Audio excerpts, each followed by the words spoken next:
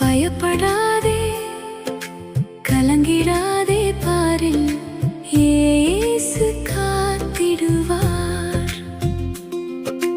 நாளை நாளை என தவித்து தவித்து இன்றைய நாளை இழக்காதே.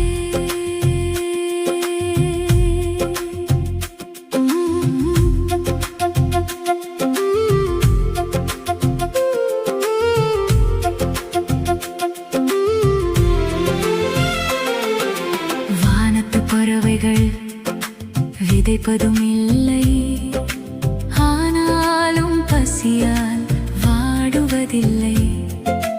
வானத்து பறவைகள் விதைப்பதும் இல்லை, ஆனாலும் பசியால் வாடுவதில்லை.